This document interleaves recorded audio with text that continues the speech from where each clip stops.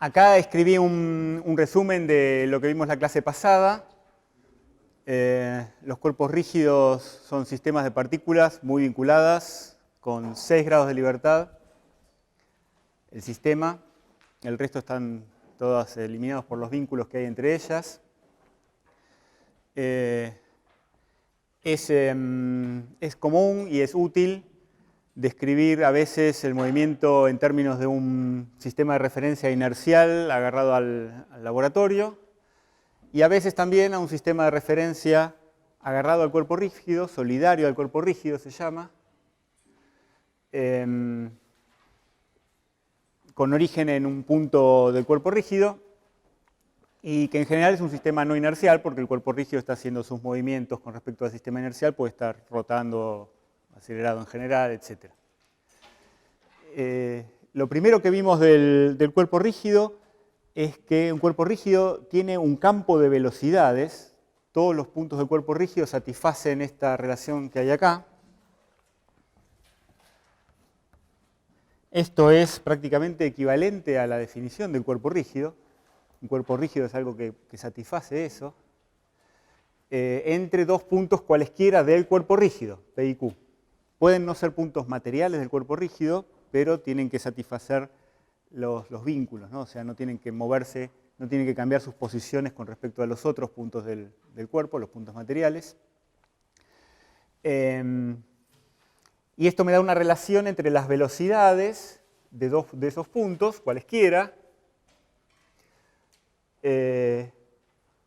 vinculados por una velocidad angular, omega, que no depende ni de la elección del origen del sistema solidario del cuerpo rígido, ni de la orientación que tenga ese sistema S' en el cuerpo rígido, ¿no? Omega es realmente la velocidad del cuerpo rígido.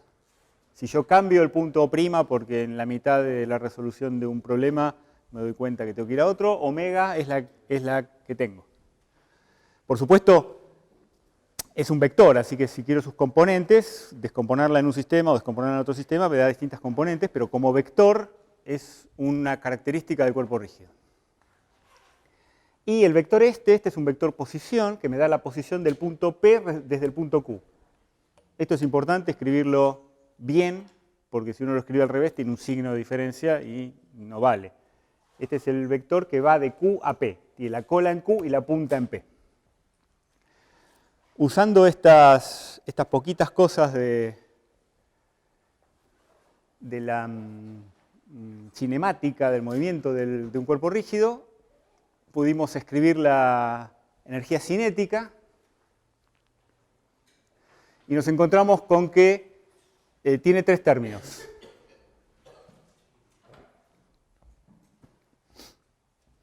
La velocidad angular aparece solo en 2 de ellos, mientras que el primer término tiene solo velocidad de traslación de un punto de referencia. El punto de referencia ahí lo llamé P, al punto de referencia.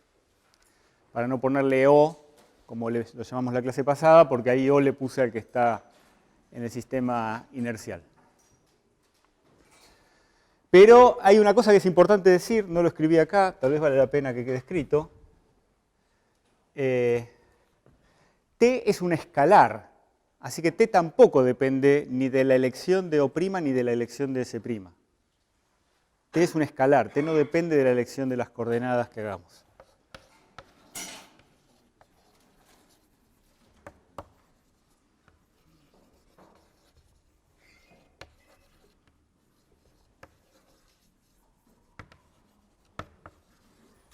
De la elección del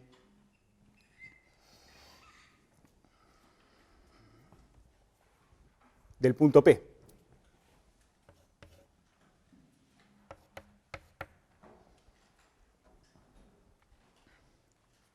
Lo que sí depende de la elección del punto P es su descomposición en distintos términos. Es decir, cuánto va a cada término, cuánto de T va a cada uno de estos términos. Y hay 2 situaciones, que son 2 situaciones convenientes para la descripción del cuerpo rígido, en las cuales T se simplifica bastante. Una de ellas es elegir como punto de referencia al centro de masa. Si uno elige como punto de referencia al centro de masa, entonces el primer término es la energía cinética de toda la masa concentrada en el centro de masa. El segundo término, este que está acá, no aparece, es 0, porque esta suma es 0, es la posición del centro de masa con respecto al centro de masa, es un 0. Y sí aparece este, que involucra la velocidad angular. Así que tenemos descompuesta, si P es el centro de masa, a la energía cinética en un término que es exclusivamente de traslación, porque solo tiene una velocidad lineal, y un término que es exclusivamente de rotación, porque solo tiene una velocidad angular. Fíjense que el del medio mezcla las dos, ¿no? Tiene la velocidad lineal y la velocidad angular.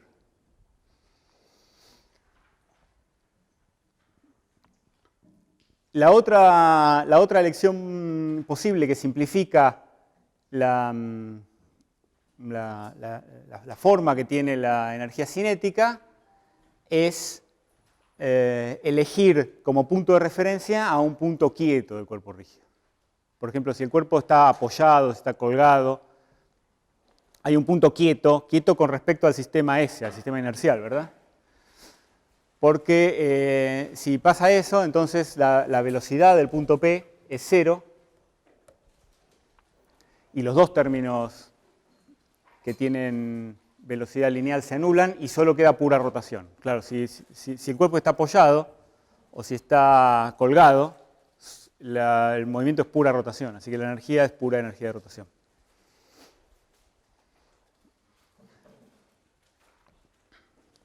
Para el caso en que el punto de referencia es el centro de masa, la energía de rotación nos quedó escrita de esta manera. La energía de traslación no tiene mayor misterio, ¿no? Tiene la misma forma que todas las que estamos acostumbrados a ver. La energía de rotación tiene una forma un poco más novedosa. La voy a escribir acá abajo.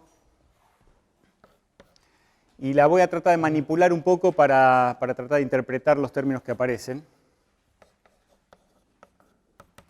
La T de rotación es un medio de suma sobre alfa de m alfa omega cuadrado r alfa cuadrado menos omega escalar r alfa. Acá hay un índice que no lo puse. ¿Cuál es este r alfa?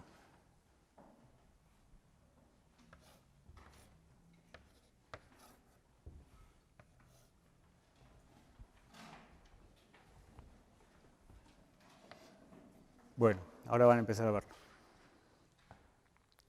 En esta fórmula hay un montón de productos escalares, ¿no? Acá hay producto escalar, estos son cuadrados de vectores, así que son productos escalares consigo mismos. Y si uno empieza a desarmar esta fórmula y escribir los productos escalares y ver qué tiene cada uno, como hay tantos índices, tenemos la suma en alfa, se escriben los productos escalares como sumatorias, empieza a hacerse engorrosa la notación. Entonces, para que sea menos engorrosa la notación, vamos a usar una notación que es habitual en estos casos, que vale la pena que vayan aprendiendo, es muy útil en muchas cosas, y que nos ahorra un montón de sumatorias. Se llama notación de Einstein. Convención de Einstein. Se llama convención de Einstein, ¿verdad?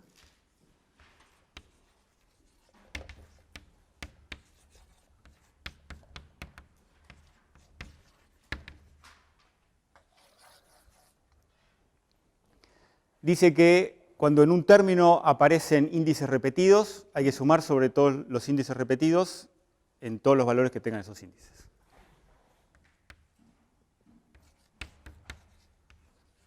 En cada término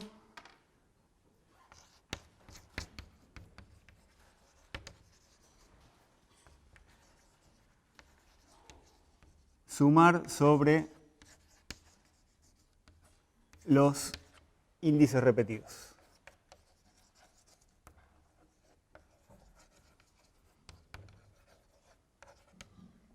Entonces, por ejemplo, el cuadrado de un vector, a al cuadrado que también lo escribimos como a al cuadrado, que es como están escritos acá, ¿no? Que es también a por a, que es también la suma sobre i de a sub i por a sub i, desde i igual a 1 hasta 3, porque nuestros vectores tienen 3 componentes.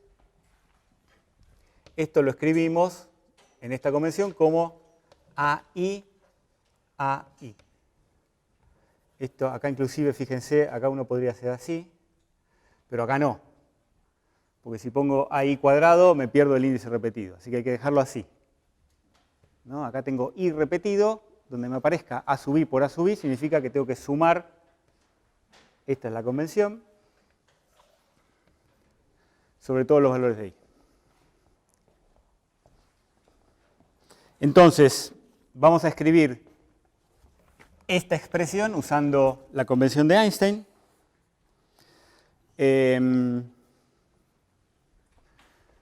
Vamos a llamar a las componentes de R, en lugar de llamarlas x y z, llamémoslas x1, x2, x3. Como queremos usar esta notación con índices en las componentes del vector posición, necesitamos 1, 2 y 3, así que llamémoslas x1, x2, x3. Así que eso lo voy a poner acá al costadito. R alfa es x1 alfa, x2 alfa, x3 alfa.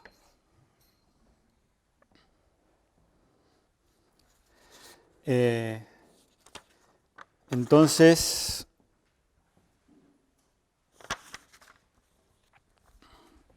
vamos a escribir esto. Nos queda como un medio de la suma sobre alfa, m alfa. Acá tengo el cuadrado de omega. ¿Cómo es el cuadrado de omega en la convención de Einstein? Omega i por omega i. Acá tengo el cuadrado de R. ¿Cómo es el cuadrado de R? Claro, pero i ya lo tengo acá. Entonces tengo que agregar otro índice. ¿Está bien? Entonces pongo x, lo llamé x a las componentes de R, x alfa j, x alfa j. Menos, acá tengo, este cuadrado es el cuadrado de un escalar, ¿no? Primero tengo que hacer este producto escalar entre vectores, entonces tengo que hacer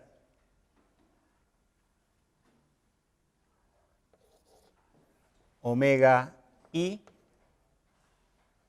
por x alfa i, eso me da el primer producto escalar, y lo tengo que hacer dos veces, ¿no? Tengo omega i por x alfa i, eso me da un producto escalar, el otro me da, tengo que elegir otro índice, omega j por x alfa j. Y esto es lo que va entre los corchetes.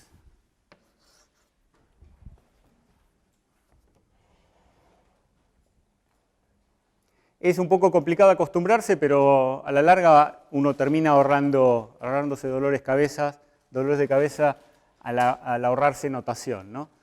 Por ejemplo, ¿qué quiere decir esto? A ver, escribámoslo. La notación de Einstein dice que tengo que sumar en todos los índices repetidos. Entonces tengo omega i por omega i, voy a tener omega 1 cuadrado más omega 2 al cuadrado más omega 3 al cuadrado por x1 alfa al cuadrado. Me voy a comer el alfa, así es más fácil escribirlo. x1 cuadrado más x2 al cuadrado más x3 al cuadrado. ¿Está bien? Eso es el primer término. Estos cuatro así representan a la multiplicación de todos estos. Este por este, este por este, este por este, todos esos. Menos omega 1 por x1 más omega 2 por x2. Fíjense, acá tengo dos i's, ¿no? Así que antes de terminar de escribir esto, tengo que sumar sobre todos los que se repiten. Desde 1 hasta 3. Más omega 3 x3 Eso es esto. Y ahora tengo esto, que es omega 1 por x1 más omega 2 por x2 más omega 3 por x3, que es el mismo que este, ¿no? Así que esto podría escribirlo como un cuadrado acá. ¿Ok? Así es como funciona este sistema de notación abreviada. Bueno, en esta expresión vemos que hay cosas que dependen de alfa, todo está metido dentro de una sumatoria en alfa, y hay cosas que dependen de alfa, que son estas, y cosas que no dependen de alfa, que son estas. Como hay cosas que no dependen de alfa y aparecen 2 omegas en este término y 2 omegas en este término, a uno le da ganas de sacarla como factor común de la sumatoria, ya que no dependen de alfa. Así como está, no podemos sacarla de la sumatoria porque no es un factor común, ¿no? Acá tenemos omega i, y acá tenemos omega i, omega j. Pero vamos a manipularlo para poder hacer eso. Entonces, lo primero que voy a hacer, fíjense, para sacarlo como factor común, yo necesitaría tener acá omega i, omega j en las omegas. Porque entonces tendría omega i, omega j, podría sacar omega i, omega j de la sumatoria sobre alfa. Así que me gustaría convertir una de estas síes en una j. Pero antes de hacer eso, tengo que hacer algo con esta j, porque si convierto esta en una j se me hace un lío con esta. ¿Está bien? Acá estoy sumando sobre estos valores j, si meto otra j acá, ¿qué hago? Entonces lo primero que voy a hacer, esto es un truco sencillísimo, que tienen que aprenderse a hacerlo, es que como los índices repetidos están metidos adentro de suma, son índices mudos, y los puedo cambiar. ¿Está bien? O sea, el hecho de que acá diga j es irrelevante para la suma. Podría decir k, podría decir l. Así que lo primero que voy a hacer es cambiar la j por otra letra. ¿Los perdí completamente? Los índices que están repetidos son índices mudos y por lo tanto puedo cambiarlos. Como voy a escribir acá, omega i, x, le voy a poner k, x alfa k, menos omega i, esto lo voy a reacomodar, así ya me queda pegadito omega i, omega j, xi, xj.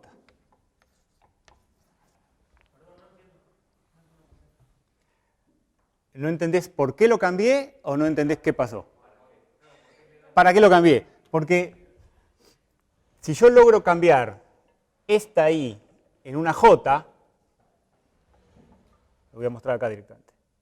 Si yo logro cambiar esta i en una j, entonces voy a tener omega i, omega j, omega i, omega j. Como eso es un factor común que no depende de alfa, lo puedo sacar de la suma. Y separo lo que depende de la masa del cuerpo de lo que depende del movimiento del cuerpo.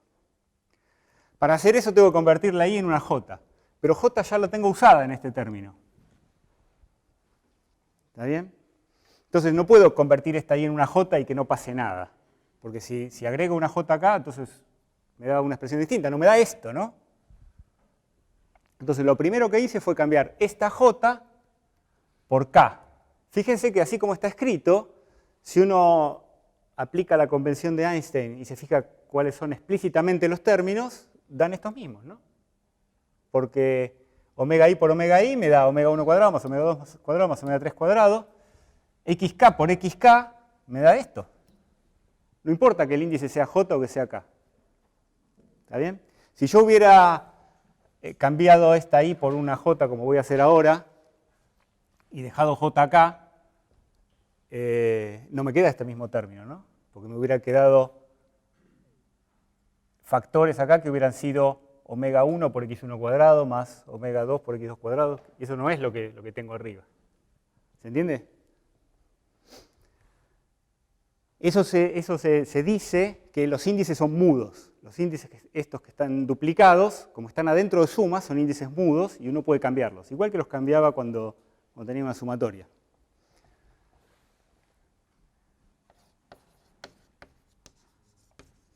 Porque J es mudo, entonces hago el cambio de J por K.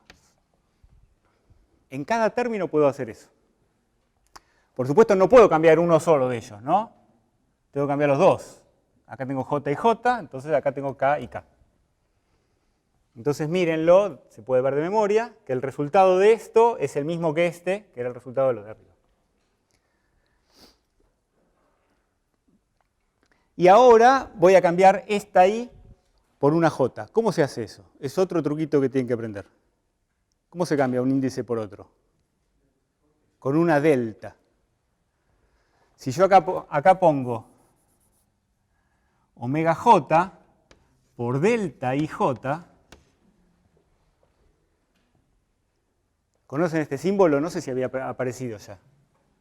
Este símbolo se llama delta de Kronecker.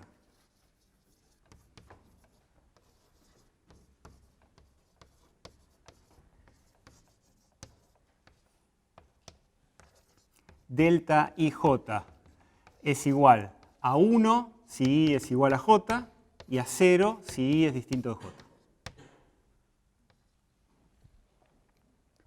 Entonces, esto quedó poco claro. Si J es igual a I, entonces esta delta es 1 y acá tengo omega I, que es lo que necesito, omega I. Y si J es distinto de I, esto da 0, así que este término no contribuye.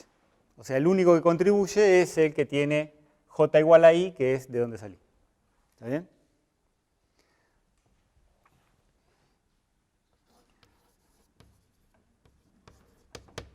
Cambio la I en una J.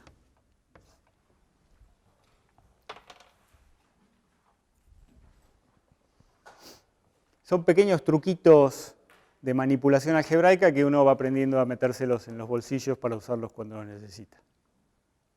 Entonces ahora sí, fíjense que tengo omega IJ y omega IJ, entonces puedo sacar todo esto de la sumatoria sobre alfa y me queda un medio de omega I por omega J por la suma sobre alfa de M alfa por delta IJ por XK alfa, XK alfa, menos XI alfa, XJ alfa. ¿Y esto dónde se abre? Acá.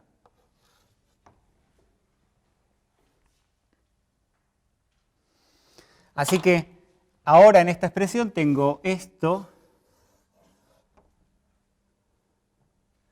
que no depende de alfa,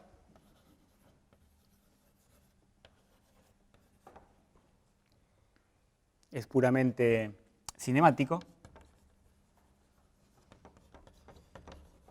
Son las componentes de la velocidad angular. Y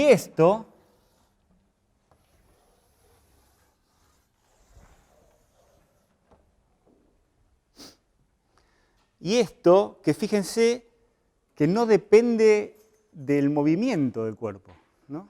Toda la cinemática vino a parar acá. Acá no hay nada de velocidades. Es decir, esto depende solamente del cuerpo.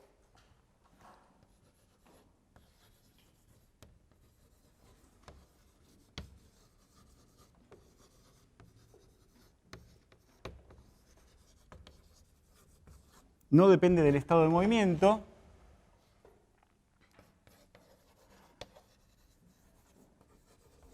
Depende del cuerpo. ¿En qué sentido?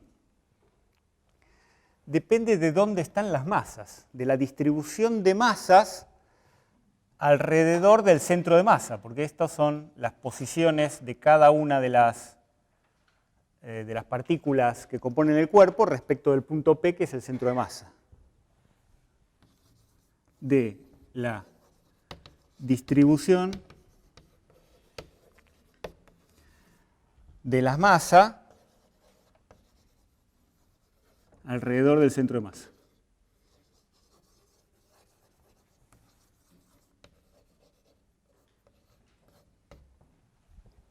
¿Está bien? Así que es una propiedad del cuerpo, es otra propiedad del cuerpo.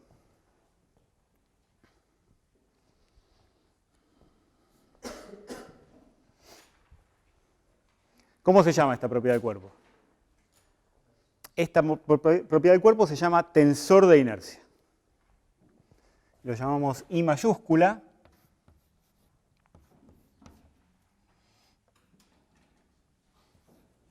Fíjense que el alfa está sumado, ¿no? Pero I y J, el K está sumado. Alfa está sumado y K está sumado por la convención de Einstein, pero I y J están libres acá adentro. Así que este es un objeto que tiene dos índices, I y J. Se llama tensor de inercia.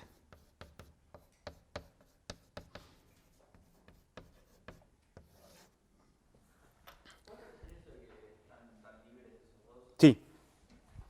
Fíjate la forma que tiene lo que está metido en el recuadro amarillo. El índice alfa está sumado. Así que el objeto este, el I, no depende de alfa, porque I está sumado todo.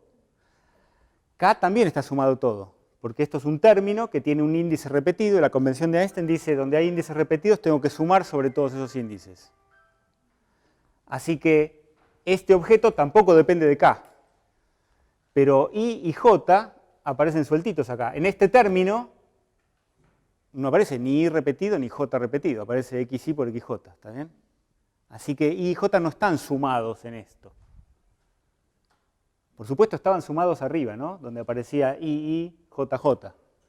Y vuelven a aparecer sumados si uno agarra y vuelve a distribuir esto que sacó de factor común adentro. Pero eso es otro paso, digamos. Ahora lo vamos a escribir inclusive. Pero de este objeto, que se llama tensor de inercia, tenemos 9 componentes. Porque I va de 1 a 3 y J va de 1 a 3. ¿Está bien? Es un objeto de rango 2, es un objeto de 2 componentes.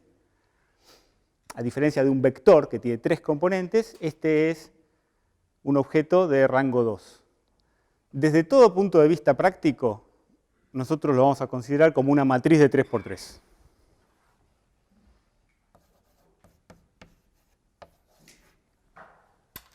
En Matemática 2 ustedes van a estudiar un montón más de producto tensorial y tensores, mucho más incluso que lo que quieran aprender sobre los tensores.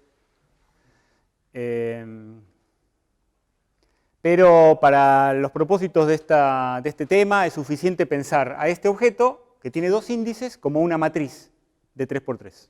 ¿Está bien? Que se llama tensor de inercia. Ahora vamos a estudiar un poco lo que representa y las propiedades que tiene. Esto era T. Y fíjense entonces que la energía, esto era la T-ROT, perdón. La energía cinética de rotación del cuerpo rígido, usando la definición del tensor de inercia, mejor dicho, usando el tensor de inercia en lugar de su forma explícita, nos queda escrita como un medio de omega i por, esto es habitual escribirlo así por razones que se van a dar cuenta enseguida, y sub ij por omega j. ¿Por qué lo escribimos así? Esto es una matriz, esto es un vector y esto es un vector. Es un producto de matrices por vectores, ¿no? O sea, esta es una matriz, escribo este vector como una columna y este vector como una fila y hago los productos como los productos escalares. De hecho, si primero aplico esta matriz a este vector, después me queda un producto escalar por este, así que esto a veces también se escribe así. Un medio de, acá en lugar de poner las componentes y, pongo el vector, omega, producto escalar, la matriz I, que la puedo escribir con un símbolo distinto, aplicada al vector omega. Fíjense que acá está actuando la convención de Einstein, ¿no? O sea, la manera que hubieran hecho ustedes antes de que yo les explicara la convención de Einstein de escribir esto habría sido poner acá suma sobre I sobre J. ¿Está bien? Acá tengo, a ver si lo puedo escribir así, convención de Einstein.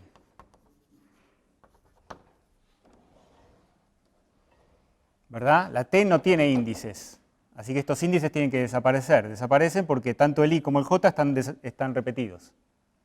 Así que esto es una suma doble, suma sobre I sobre J. ¿Hay otra manera de escribir esto? Bueno, a veces se escribe sin el punto este, ¿no?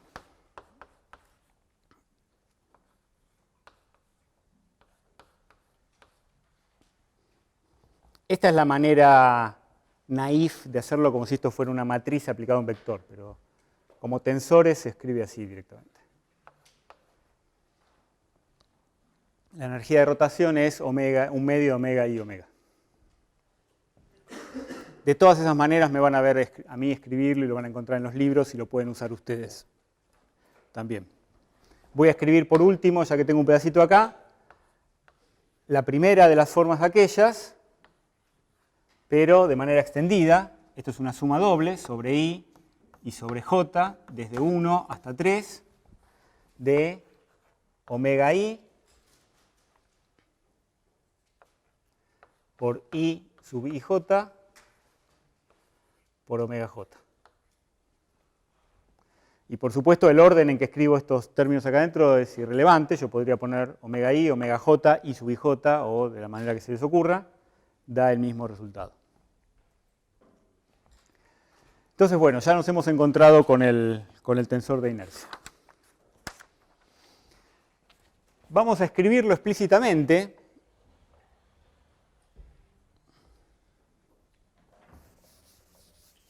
Es una matriz de 3×3.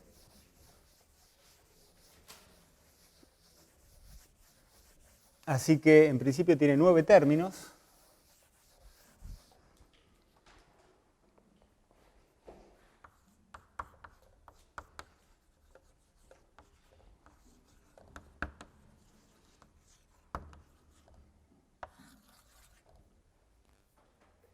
Vamos a escribirlo para verlo en forma de matriz, porque ahí está escrito en esta notación algebraica compacta, y hay cosas que se ven mejor cuando uno lo escribe explícitamente elemento por elemento de la matriz.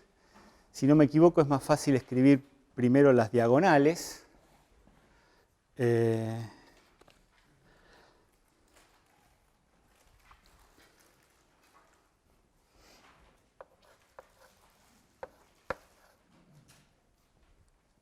Fíjense que yo también, para no recargar la notación, dejé de poner con respecto a qué punto estaban calculadas estas posiciones, pero dijimos que era con respecto al centro de masa. Entonces acá pongamos que esto es el tensor de inercia con respecto al centro de masa.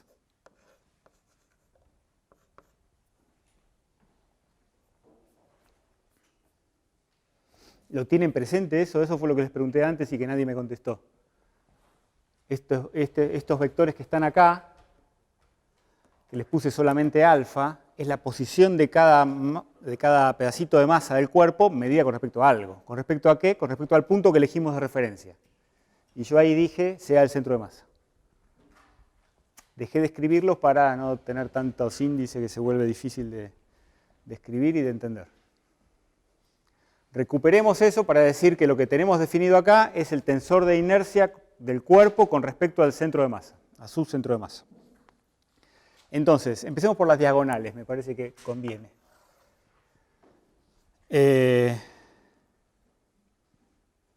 Tengo la suma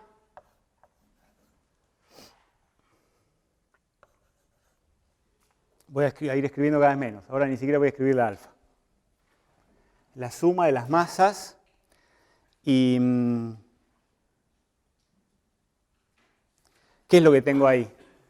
En la diagonal, en el primer elemento, donde delta IJ es delta de 1, 1. Yo tengo que xk por xk es x1 cuadrado más x2 cuadrado más x3 cuadrado. Menos xy xj, que es en el 1, 1, así que es menos x1 cuadrado. Así que se va este con este y me queda la suma de las masas por x2 cuadrado más x3 cuadrado.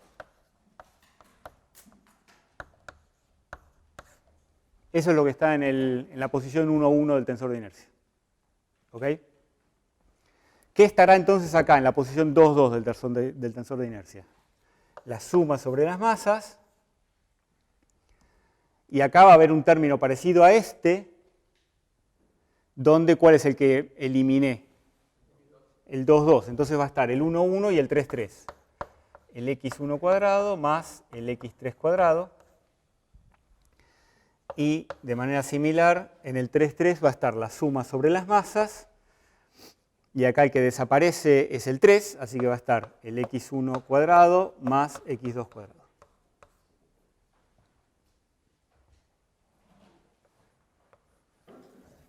Esos son los elementos de la diagonal.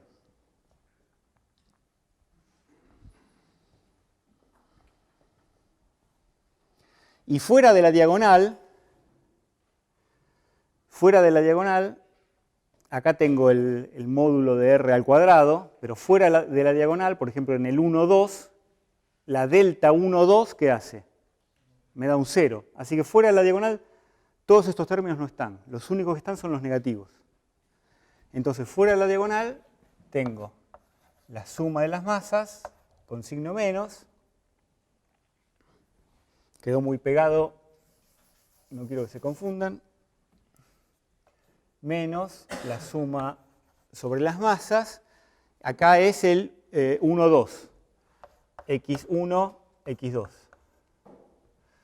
Acá es el 1, 3. Menos la suma sobre las masas, x1, x3. Acá es el 2, 1. Menos la suma sobre las masas, x2, x1. Acá es el 2, 3. Menos la suma sobre las masas de x2, x3. Acá es el 3, 1, menos la suma sobre las masas de x3, x1. Acá es el 3, 2 y es el último que falta. Menos la suma sobre las masas, x3, x2. Ahí está. Ahí está escrito explícitamente el tensor de inercia en todas sus componentes. ¿Qué es lo primero que observamos? Que estos términos son iguales a estos términos. ¿Verdad? Este es igual a este es igual a este, y este es igual a este. Así que, a pesar de que tiene 9 elementos, esta matriz tiene solo 6 que son distintos, solo 6 que son independientes. Esa es la primera propiedad que tenemos. Es simétrico. Tiene 6 elementos.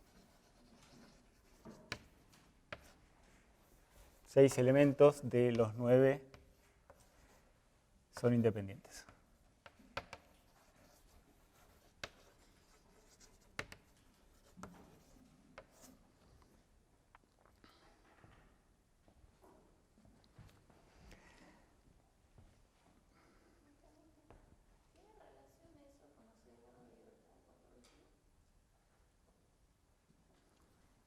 No, me parece que es una coincidencia. Si tiene una relación, nunca se me había ocurrido. Fíjate que esto es solo para la rotación, ¿no? Y en la rotación hay 3 grados de libertad. Pero nunca se sabe, ¿no? Cuando hay una coincidencia de números, capaz que hay algo profundo atrás. Sí, sí, sí. Para un cuerpo en particular podría haber más elementos iguales. Sí, sí, sí. Sí.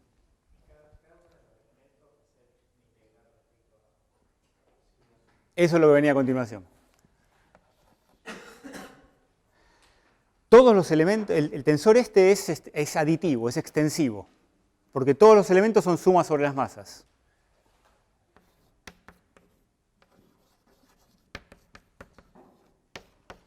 Todos son sumas sobre las masas. Acuérdense del índice alfa que no lo puse.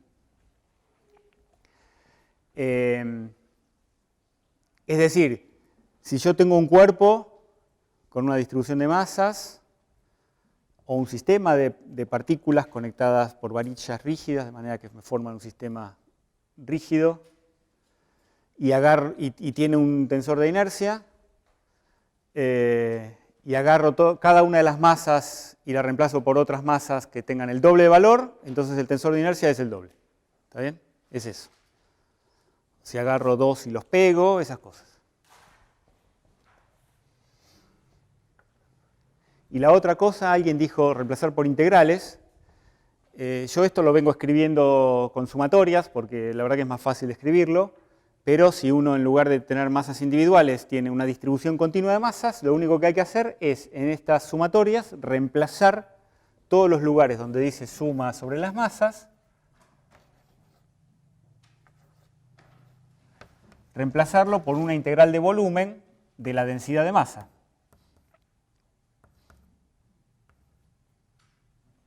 Esto no se pone en general. Esto es un campo escalar de densidades y acá un diferencial de volumen.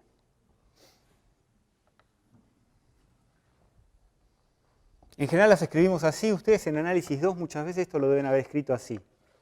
Yo se los dije varias veces, pero no sé si todos terminaron de... Diferencial de volumen, ¿no? Es una integral triple, esto es un diferencial de volumen. Muchas veces lo escribimos así, para escribir menos nada más. Una integral sola y un diferencial del R vector. Así que cuando uno quiere calcularlo, tendrá que calcular 6 integrales de volumen. ¿Está bien?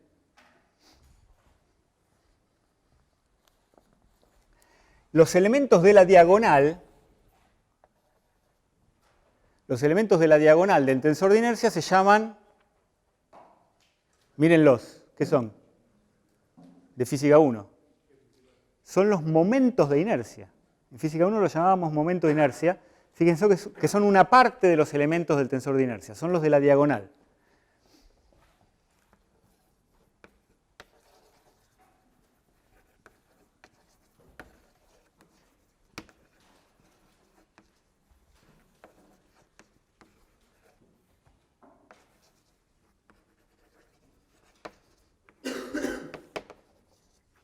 Son los momentos de inercia que ustedes ya conocían, que también los llamamos con la I mayúscula y con un índice solo.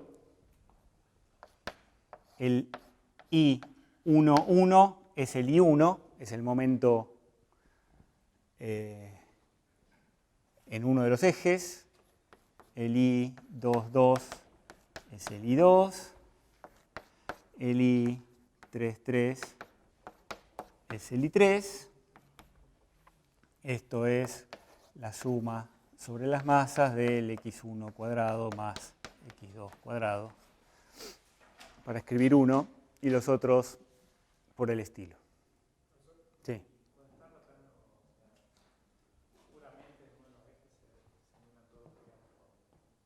Eso a continuación vamos a ver lo que pasa con eso. No cuando está rotando, ¿no? Sino cómo va a depender de cómo elija uno el sistema S', que se anulen los otros. De qué es lo que pasa cuando se mueve, también vamos a llegar cuando escribamos las ecuaciones de movimiento. Los elementos de fuera de la diagonal también tienen nombres, se los llaman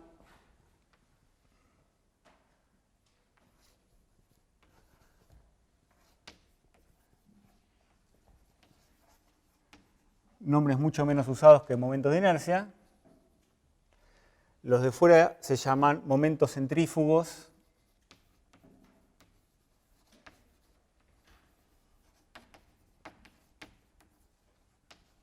O tienen otro nombre, que se usa menos todavía. Productos de inercia.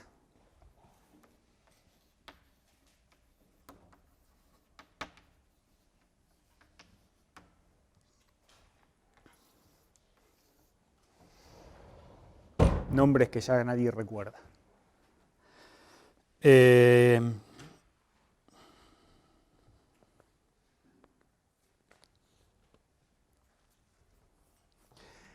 Fíjense que yo ahí escribí que esto es el tensor de inercia con respecto al centro de masa. ¿Está bien? Si uno cambia, nada me impide elegir otro punto para calcular el tensor de inercia. Simplemente la energía de rotación no va a tener esta forma bonita. ¿Dónde está? Esta forma bonita que tiene acá. La energía cinética. Porque va a aparecer el término del medio. O, bueno, si se tratara de un punto quieto, entonces sí, sería solamente energía cinética en la rotación y tendría esta misma forma. Pero el hecho de calcularlo con respecto al centro de masa no me impide calcularlo respecto de cualquier otro punto.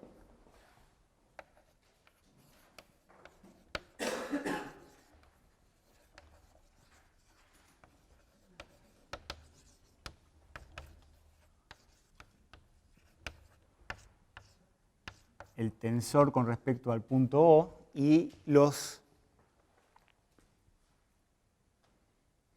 como en la definición aparecen las componentes de las posiciones de las masas, el valor de cada una de las componentes depende no solamente de la elección del punto, sino del sistema que elijo, ¿no? Porque si roto el sistema, cambian las componentes y me da otros valores. Es como, fíjense, esto es como una matriz de R3 por R3, y si yo hago un cambio de base, cambio la matriz, ¿no? Como la matriz de una transformación lineal en dos bases distintas. Algo parecido le pasa al tensor de inercia. Entonces se puede calcular respecto a otro punto y depende también de la elección de los ejes.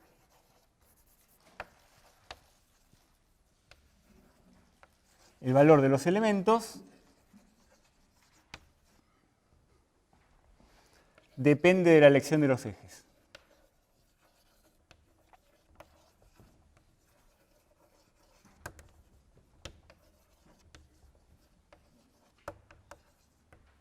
Si yo doy los ejes, puedo calcular las integrales o las sumas en cada uno de los elementos. Y me da valores distintos para cada eje que elegí. Entonces, acá viene una cosa clave. Como esta matriz es real y simétrica, entonces, ¿qué? Existe una base donde es diagonal. Una base significa una elección de los ejes. Entonces, si uno encuentra esa base, todo se simplifica, porque lo único que quedan son los momentos de inercia de física 1. Como I es, con respecto a un punto, pongamos el centro de masa, que es el que estamos usando, es real y simétrico,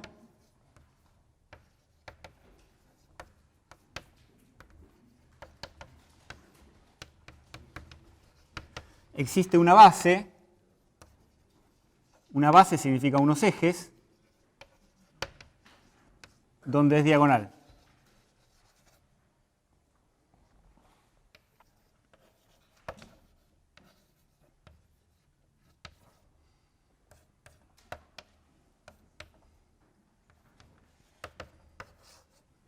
Y los únicos elementos no triviales que tiene son los momentos de inercia. I1, I2, I3. Solo 3 y el resto son ceros.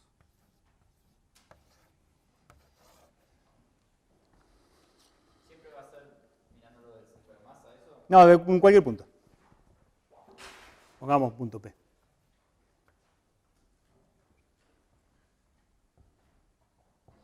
Entonces siempre existe una base donde el tensor de inercia es diagonal.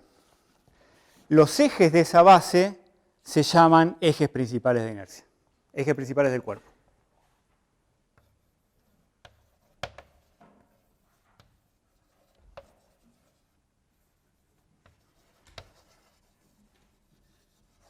Y claramente si uno los encuentra, baila en una pata.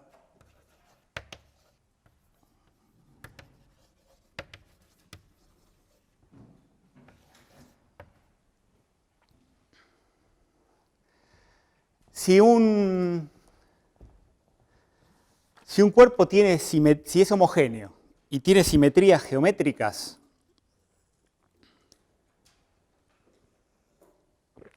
¿cuáles serán los ejes principales? Por ejemplo, este tiene simetría, ¿no?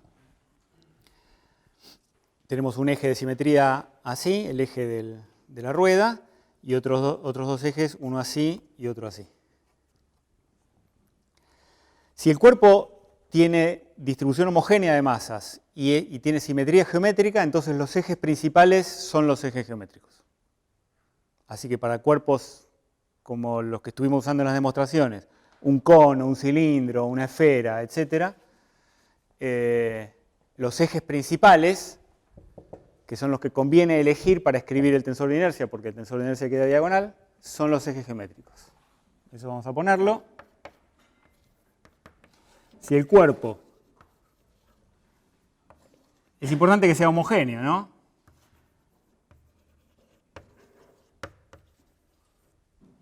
Si yo agarro la rueda esta y en un punto le pego un chicle, ya deja de ser homogéneo.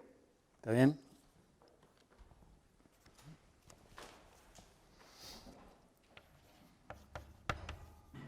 Y tiene simetrías geométricas.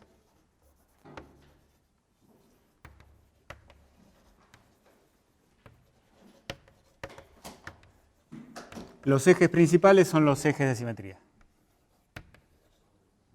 Fíjense que ejes principales es un concepto de la dinámica, ¿no? Tiene que ver con esta matriz que aparece en la energía de rotación, mientras que el otro es algo puramente geométrico. Los ejes principales son los de simetría.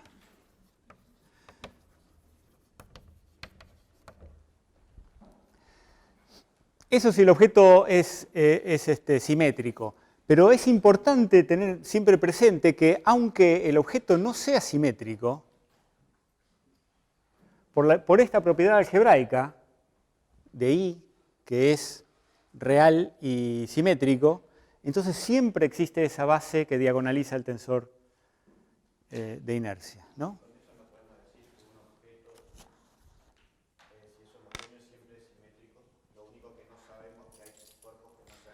Ah, como simétrico me refiero a simetría geométrica, ¿no? O sea, que la forma sea simétrica, que tenga ejes de simetría. Yo agarro esta llave, por ejemplo. Esta llave no tiene ningún eje de simetría. No hay ninguna operación de R3 que yo pueda hacer que me la deje invariante.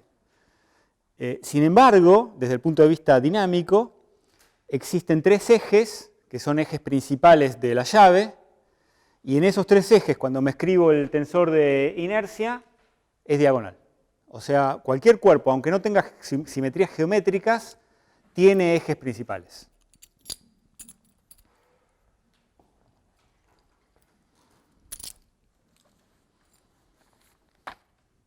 ¿Qué más propiedades tenemos?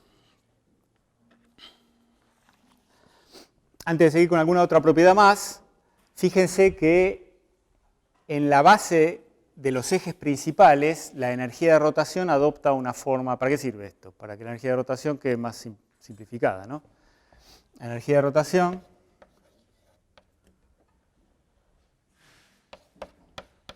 que es igual a esto, por ejemplo,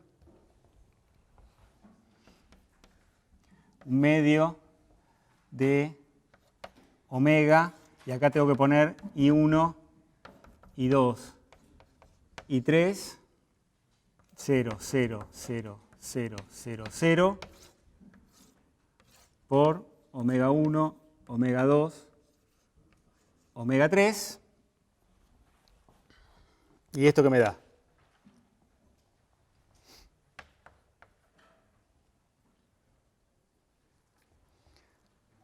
Fíjense que el primer producto acá me rescata solamente la omega 1, entonces me queda I1 omega 1 más, I1 omega 1, I2 omega 2, I3 omega 3 multiplicado por omega, entonces me queda I1 por omega 1 cuadrado, omega 1 cuadrado por I1, más omega 2 al cuadrado por I2, más omega 3 al cuadrado por I3.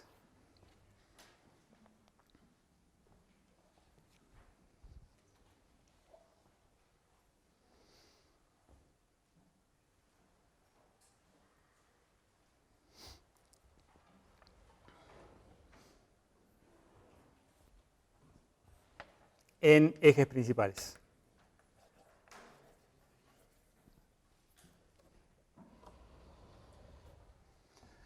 Hay más propiedades.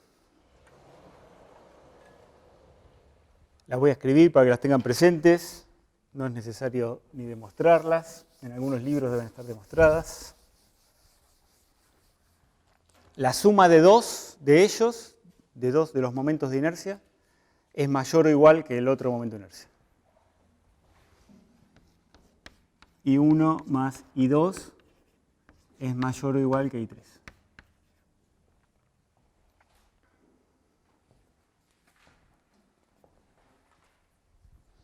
Si después viene una cantidad de nombres.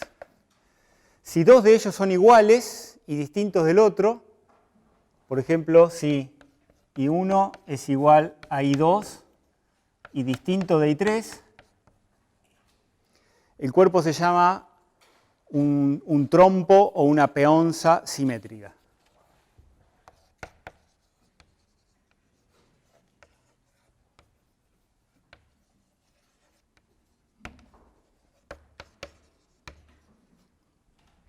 Que es lo que en general llamamos un trompo, ¿no? Que tiene dos ejes, en dos direcciones tiene la misma distribución de masa y distinta en otra dirección. Por ejemplo, el trompo de jugar.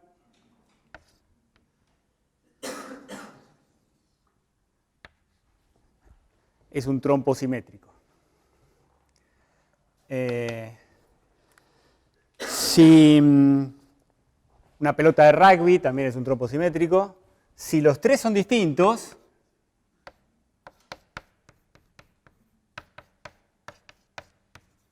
se llama trompo asimétrico.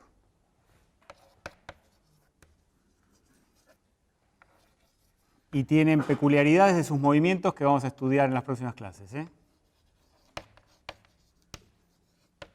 Por ejemplo, díganme un trompo asimétrico.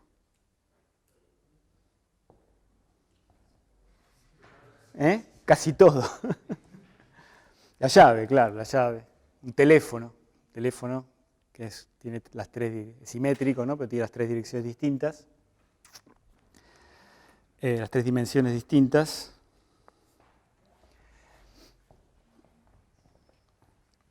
Si los tres son iguales, este es el más gracioso de todos.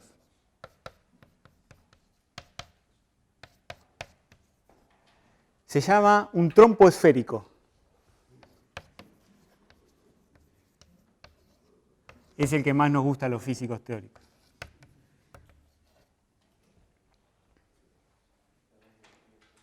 Denme un ejemplo de un trompo esférico. Una pelota de fútbol o de tenis. Una pelota de rugby iría acá, ¿no? ¿Qué más iría acá? Un cuerpo... No, uno simétrico. Más grande que una vaca. La Tierra.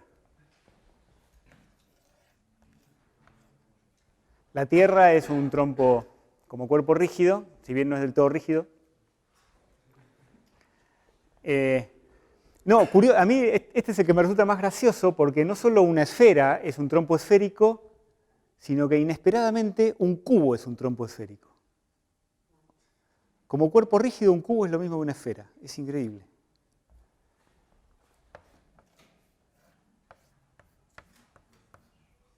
Esto es para los ejes principales. Sí, bueno.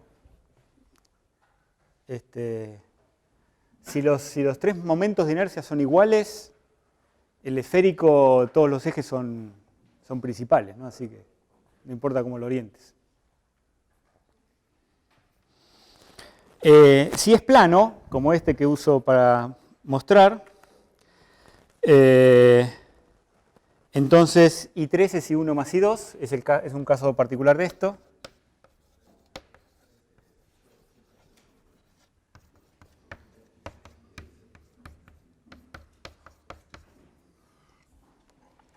Todas estas cositas en algún momento sirven de algo cuando uno está resolviendo los problemas, ¿eh? Si es unidimensional, supongamos por ejemplo el puntero, imagínense que no tiene el ganchito este. Si es unidimensional, ¿qué es lo que tiene? Hay uno de los momentos de inercia que ¿qué? Es cero, claro.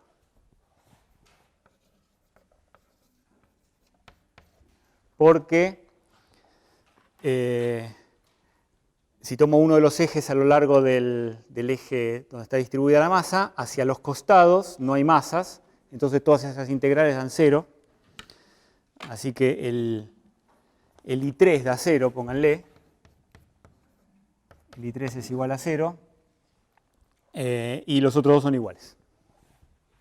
Y el I1 es igual al I2, que es la inercia de que esto haga así o de que haga así. Son las dos iguales. Esto se llama rotor.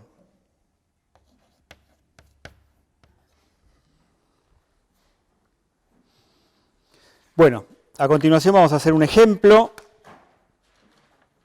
que es medio larguito, así que hagamos el recreo ahora y después hacemos el ejemplo. Bueno, vamos a ver un ejemplo.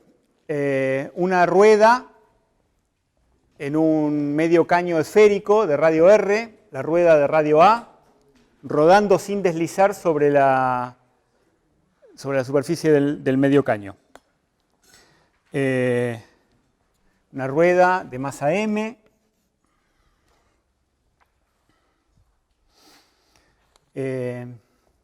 Queremos encontrar la energía cinética. Entonces, digo, por ejemplo, voy a usar como punto de referencia en el cuerpo rígido el centro de masa, que es el centro de la rueda.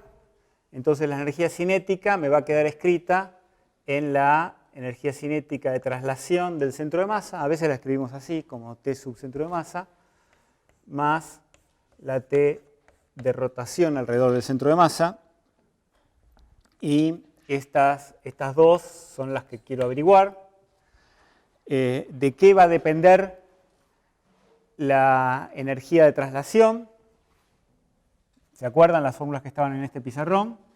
Esto va a depender de la masa y de la velocidad del centro de masa. La masa la conozco, la velocidad del centro de masa la tengo que encontrar. ¿Y de qué va a depender la energía cinética de rotación? Va a depender del tensor de inercia y de la velocidad angular. Y estas, las dos, las tengo que averiguar. ¿Ok? ¿Cuántos grados de libertad tiene este sistema? Está rodando sin deslizar.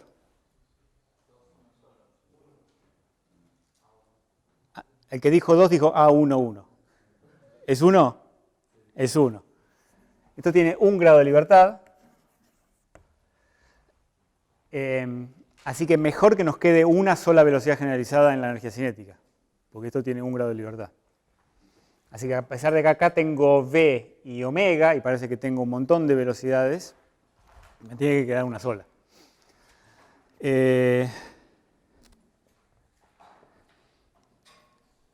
La la geometría del problema nos dice que el centro de masa es bastante razonable como punto de referencia, porque la trayectoria del centro de masa es circular. ¿Ven? Como el centro de masa está siempre a la misma distancia del punto de apoyo, entonces está también a la misma distancia del centro de la superficie, del caño, y describe una trayectoria circular de radio r menos a.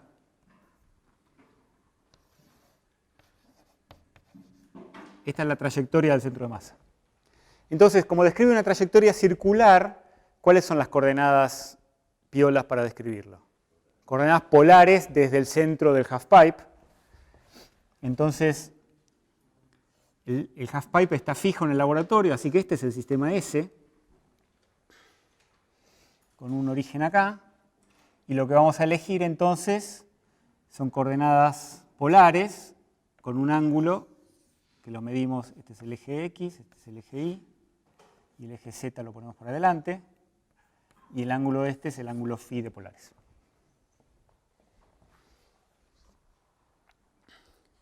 Entonces, R del centro de masa,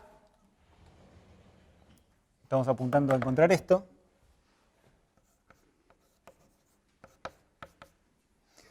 R del centro de masa, ¿cómo se escribe? En polares. Es R menos alfa en la dirección radial de polares.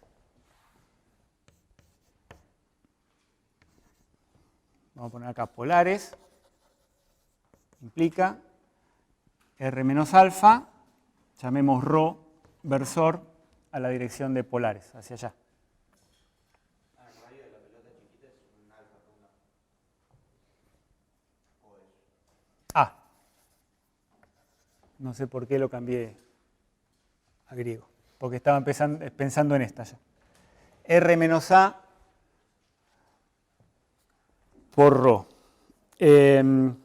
Lo derivo y encuentro la velocidad. Como no cambia ρ, me queda solamente φ punto, ¿no? En la derivada en polares, y entonces me queda que la velocidad del centro de masa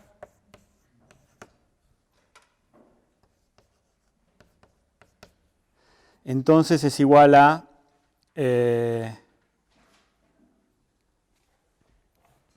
menos A por φ punto en la dirección φ.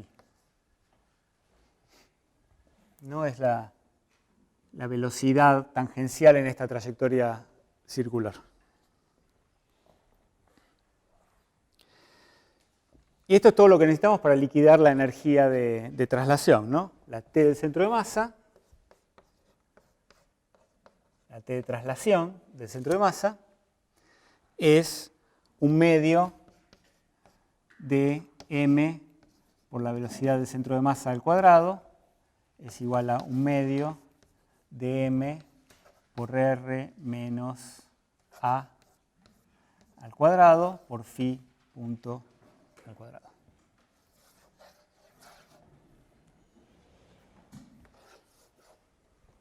¿Está bien? Sí, está bien. Así que ahora nos queda la de rotación. ¿Cuál es el eje instantáneo de rotación? ¿O por dónde pasa el eje instantáneo de rotación en este problema? Que eso es lo primero que hay que identificar cuando uno pasa la rotación. ¿Por dónde pasa el eje instantáneo de rotación? Está rodando sin deslizar. Por el punto P, exactamente. El eje instantáneo de rotación tiene la dirección del eje Z, que dibujé acá saliendo del pizarrón. El eje instantáneo de rotación es así, ¿está bien? ¿Para qué me sirve identificar el eje instantáneo de rotación? ¿Quién está alineada con el eje instantáneo de rotación? Omega, para identificar omega. Entonces,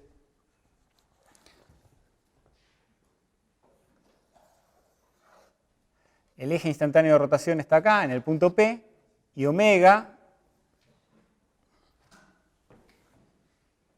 en cada instante, está así apuntando para afuera. ¿Está bien?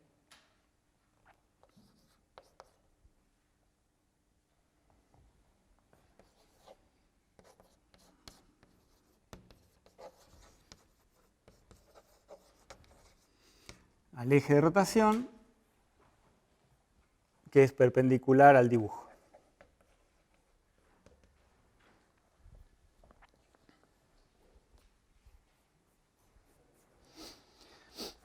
Entonces, T de rotación.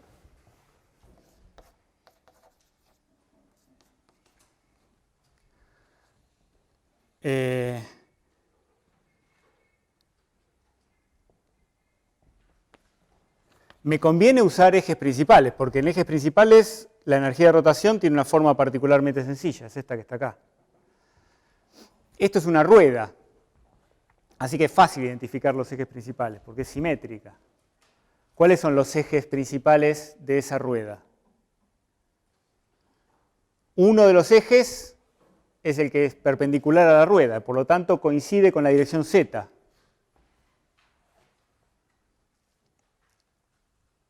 Perpendicular al dibujo es igual a la dirección Z. Esa dirección es uno de los ejes principales del cuerpo rígido. Digamos que ese es el eje 3 del cuerpo rígido. Del sistema S', el que está agarrado al cuerpo rígido, digamos que es el 3. De manera que tengo el 1 y el 2 que rotan en el plano XY, y el 3 siempre está alineado con el Z. Así que acá tengo el 1, el 2 y el 3.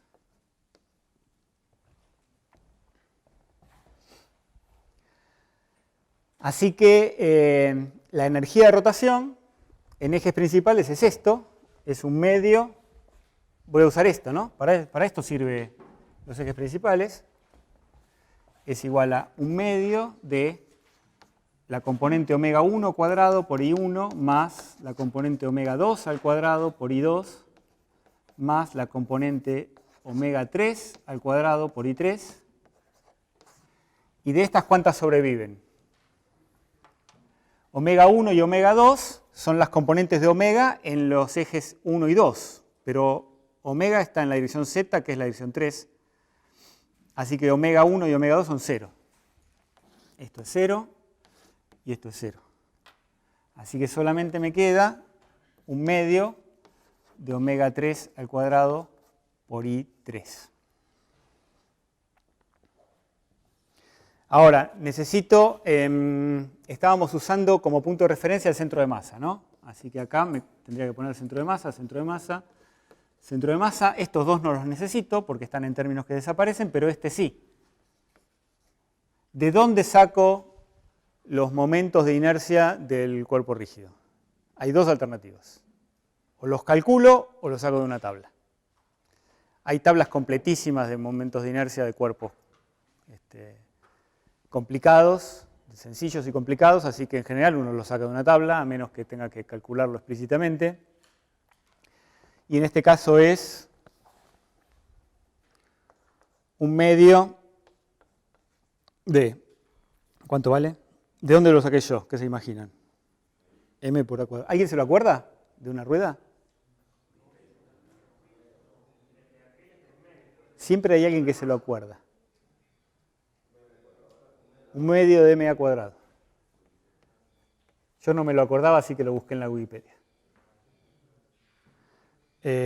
Por omega cuadrado. Fíjense que puedo dejar de poner el 3, ¿no? Porque toda omega está en esa dirección, así que omega 3 al cuadrado es omega cuadrado.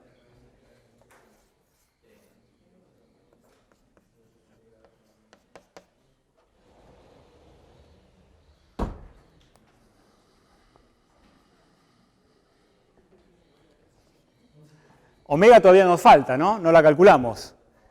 En la clase pasada les dije de dónde salía omega en general. ¿De dónde sacamos omega? Del campo de velocidades. Siempre el mejor indicio de dónde sacar omega es del campo de velocidades.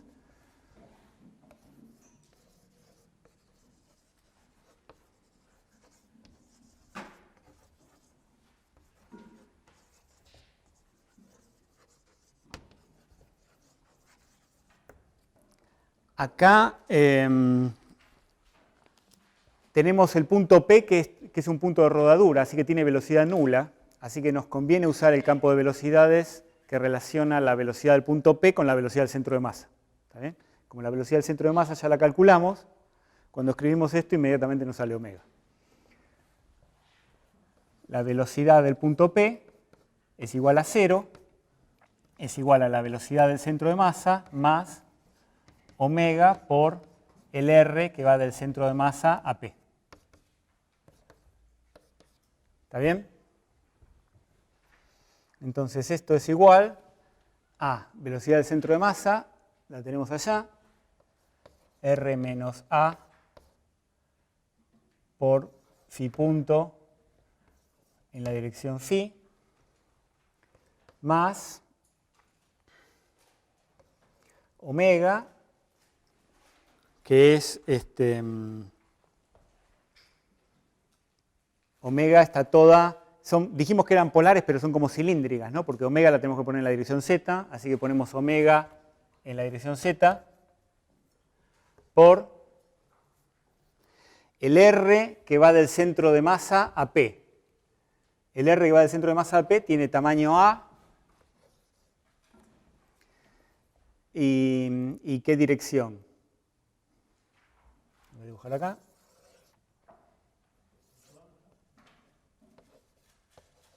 Esto está apoyado acá. El R que va del centro de masa a P tiene tamaño A y dirección ρ.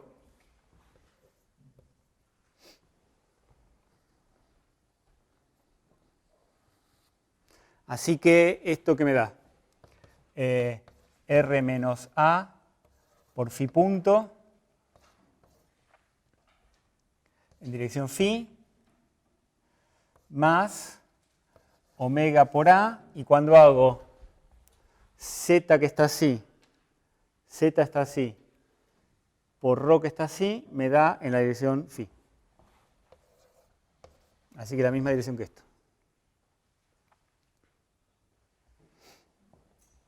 Así que de acá puedo directamente igualar ¿está bien? No. Uy. Si tengo ρ así y z así, cuando hago con la mano derecha z por ρ, me da en la dirección de phi, ¿no? Yo dibujé ahí phi cómo va. Va en esa dirección así. Esta es la dirección de phi. Y la dirección de z es así. Y esta es la dirección de ρ. Z por ρ es phi, creo que sí. Sí. Bueno, como están en la misma dirección, directamente saco los módulos y de ahí sale omega. ¿Qué me queda? Omega, acá sí tengo un menos, porque los dos son positivos, me va a quedar menos R menos A sobre A por phi punto.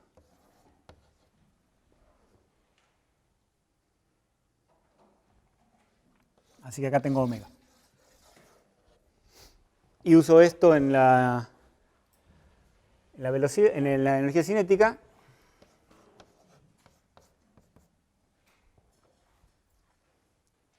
De rotación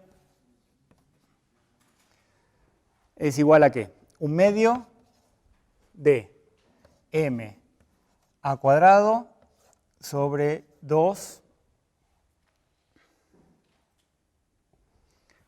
r menos a al cuadrado sobre a cuadrado por phi punto cuadrado. Así que se va a cuadrado con a cuadrado. Y me queda un cuarto de m por r menos a cuadrado por phi punto cuadrado.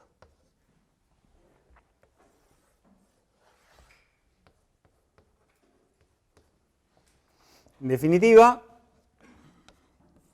T es igual a T centro de masa más T rot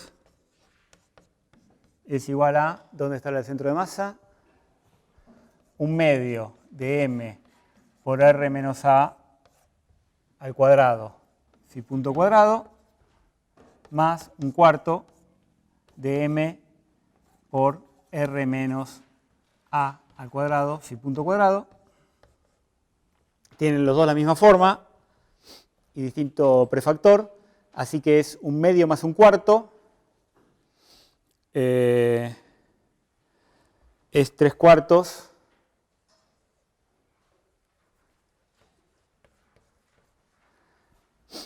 Un medio más 1/4 es 3/4, ¿no? Sí. De m por r menos a al cuadrado, phi punto cuadrado. Y fíjense, de hecho, el 3/4 es 1/2 de 3/2.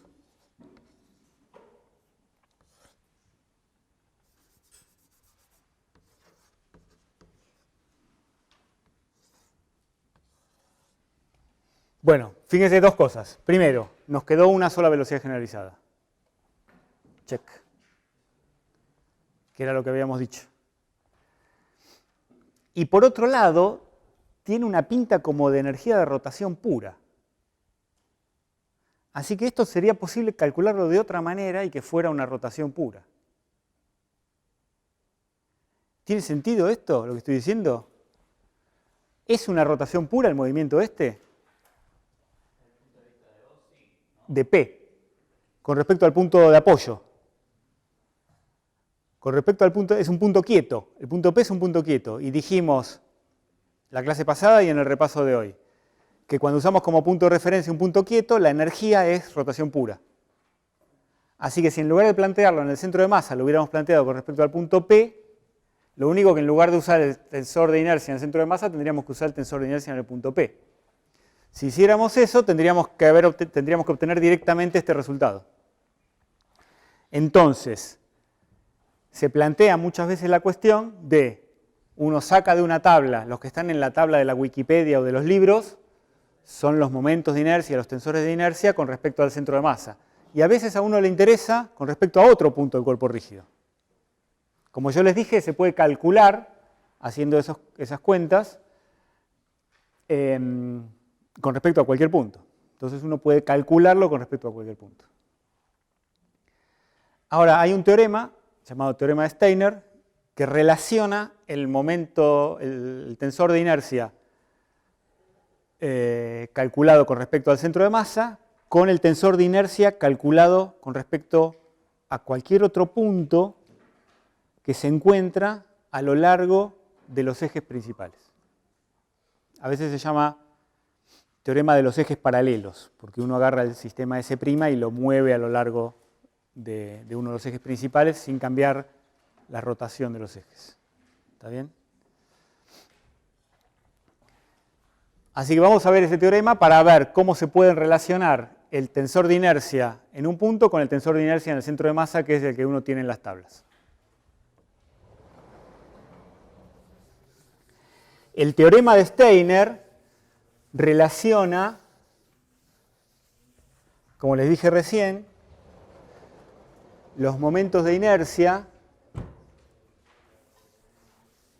con respecto al centro de masa y a otro punto. No con respecto a dos puntos, uno de los cuales no sea el centro de masa, dos puntos cualesquiera.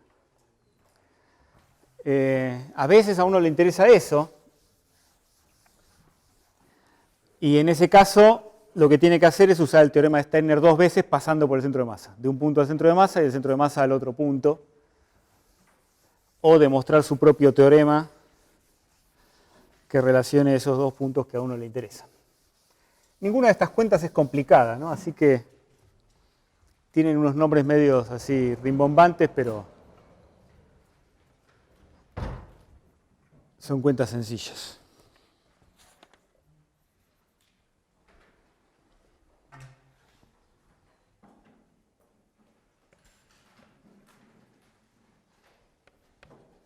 Tenemos el centro de masa y otro punto, el punto O. No sé por qué lo dibujé afuera del cuerpo rígido. Bueno, podría estar afuera del cuerpo rígido, pero tiene que ser uno de los puntos del campo de velocidades, ¿no? Y tenemos nuestras partículas del cuerpo rígido, que vistas desde el centro de masa, tienen posiciones R.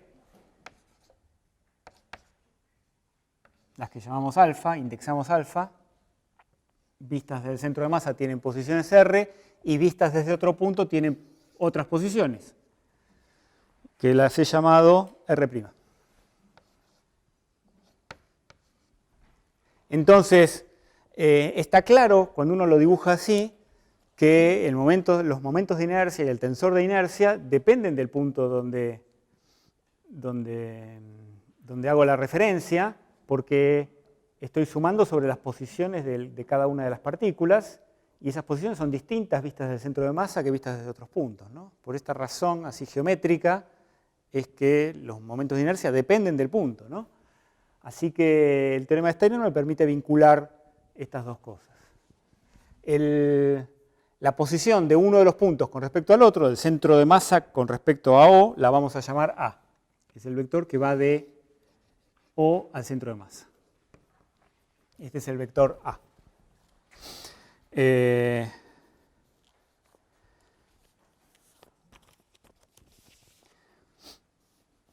Entonces, supongamos que conocemos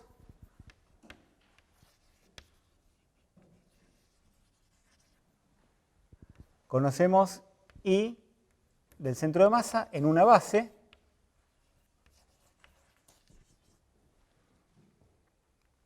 y buscamos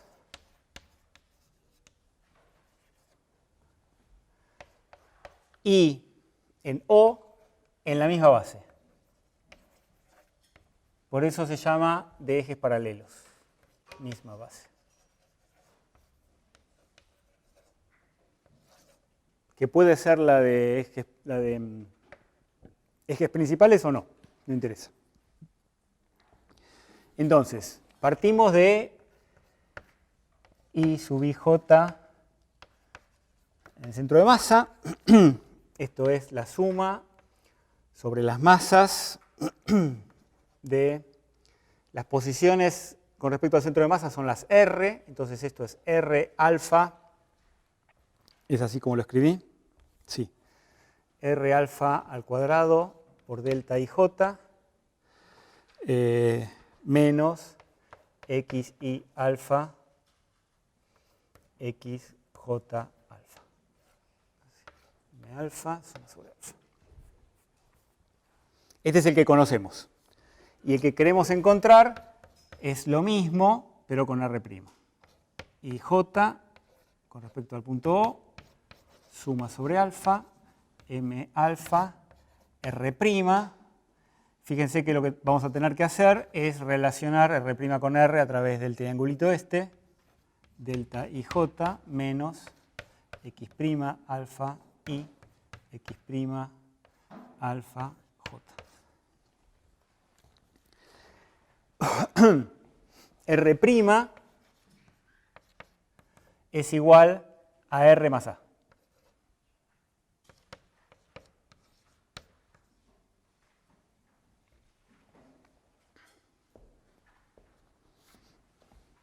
Y lo mismo componente a componente, ¿no? X I' es igual a XI más AI. Para todas las I's que me aparecen acá, ¿no? Entonces, a mí me resulta más claro hacerlo por separado de los elementos diagonales y los fuera de la diagonal. Así que vamos a hacerlo primero para los diagonales.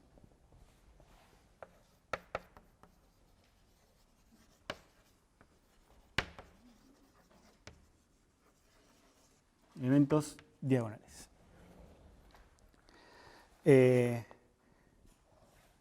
Entonces es el IO y I. IO y I. Estos son los diagonales. Es igual a suma sobre alfa, M alfa, de... ¿cuáles eran los que quedaban en la diagonal? ¿Se acuerdan que estos matan al que corresponde al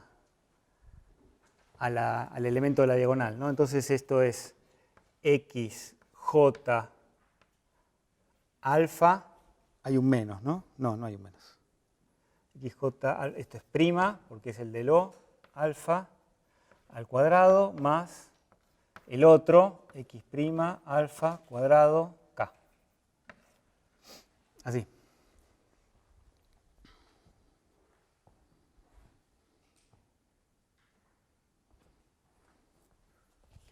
Entonces esto, uso la relación y me queda la suma sobre las masas de xj más a sub j al cuadrado más xk más a sub k al cuadrado.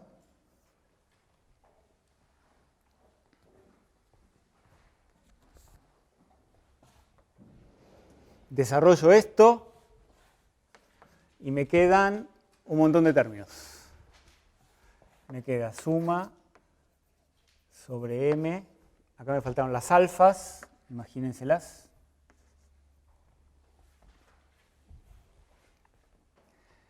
De, a ver en qué orden me conviene ponerlas. Cuando hago el cuadrado de este me queda xj al cuadrado.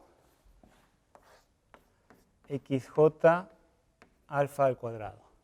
Y cuando hago al cuadrado de este me queda xk al cuadrado.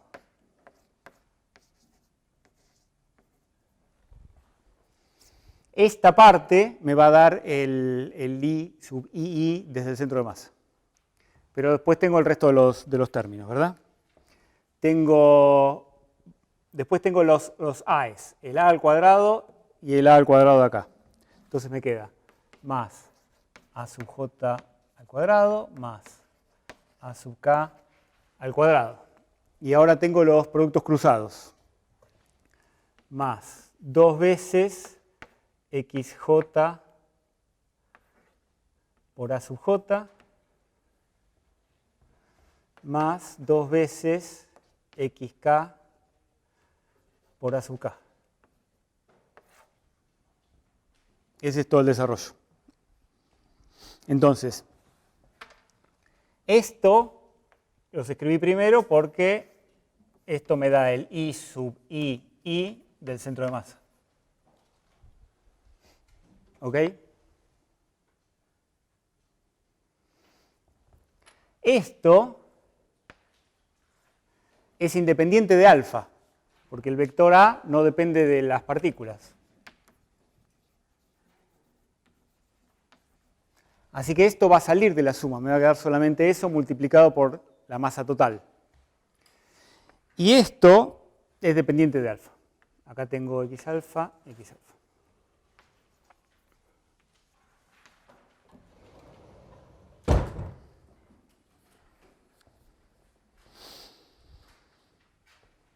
Entonces, ¿qué me queda? Reescribamos esto. Me queda el I sub I centro de masa. ¿Está bien? Que es esto de acá. Después me queda más. Esto sale de factor común. Entonces me queda. ¿Factor común de qué? De la suma de las masas, que da la masa total. Entonces me queda la masa total multiplicada por A sub j cuadrado más A sub k cuadrado. Fíjense que estos son escalares, ¿no? Porque estas son las componentes. Son las coordenadas j y k del vector del desplazamiento de un punto al otro. Más 2. Y acá esto en total depende de alfa, pero los A's no dependen de alfa, así que los puedo sacar. Me queda 2 A sub j suma de m alfa xj alfa más 2 A sub k suma de m alfa xk alfa. ¿Y qué es esto? Es 0. Por la misma razón que nos dio 0 en veces anteriores. Acá está proyectado, ¿no? Es la componente jésima y la componente késima de la posición del centro de masa con respecto al centro de masa. Así que esto es 0. Y esto también es 0. Es la posición de centro de masa con respecto al centro de masa. Así que lo único que nos quedó es eso. Este es el I-O sub I-I. Estos son todos los elementos de la diagonal. Esto de acá. Ahora, fuera de la diagonal.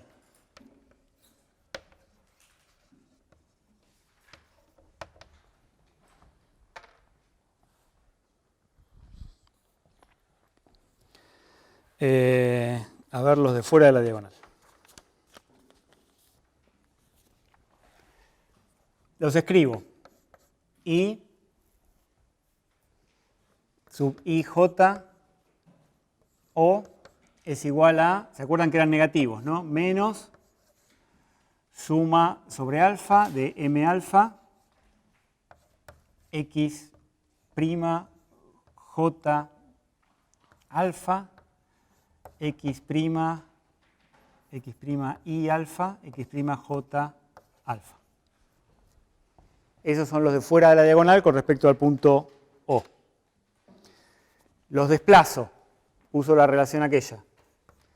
Menos suma M alfa es X alfa I más A sub I multiplicado por X alfa J más A sub J. Desplazo.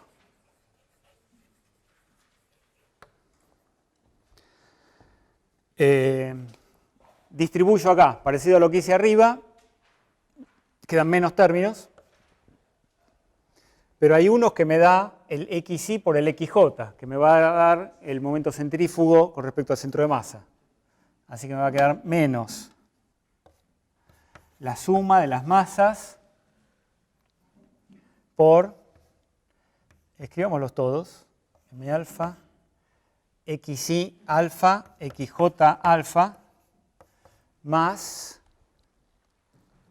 ahora me conviene poner lo que no depende de alfa, como hice antes, que es el A sub I por el A sub J, A sub I por el A sub J, más, y ahora los cruzados, que tienen parte que depende de alfa y parte que no, y que se van a ir por la misma razón, es el A sub I por el XJ, el A sub I por el XJ alfa, más el A sub J por el XY alfa. Esos son todos los términos que me salen de distribuir.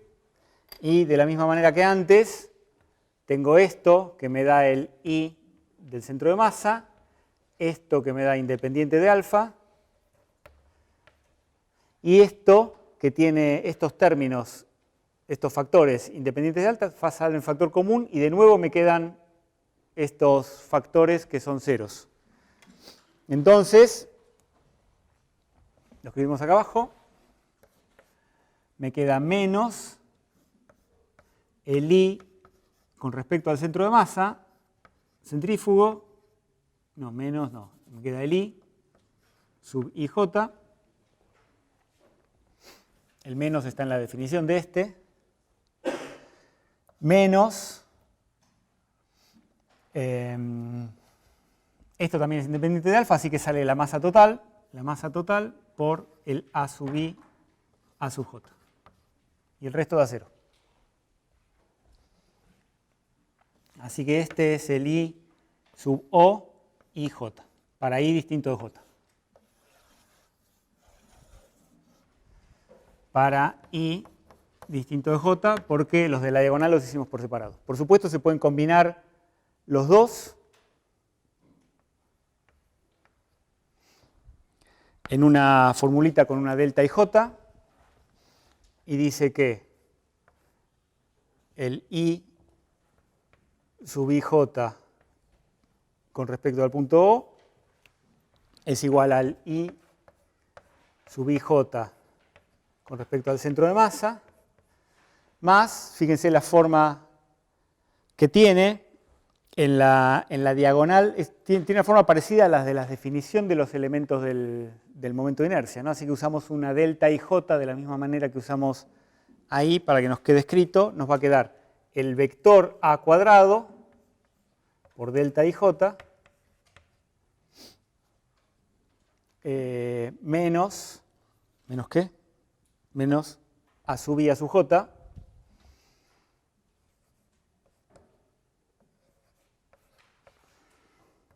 todo esto multiplicado por la masa del cuerpo.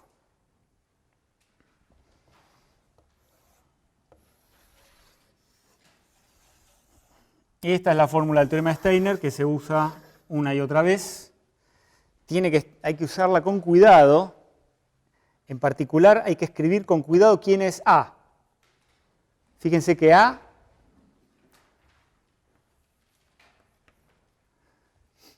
va de O al centro de masa, es decir, del que está de este lado al que está de este lado. Si uno lo escribe al revés, va a haber signos que le vayan a dar mal, ¿no? Así que hay que escribirse con cuidado el vector que va, porque uno tiene en el centro de masa el momento de inercia y quiere irse a otro punto, entonces dice, me voy al otro punto y dibujo el vector apuntando del centro de masa al otro punto. Y uso la fórmula de Steiner, pero no es ese vector el que necesito usar, sino al revés, el que va de O al centro de masa. Y por lo demás es una fórmula que está demostrada, no necesitan calcularla cada vez, hay que usarla. Una vez que se acostumbran, es fácil de usarla.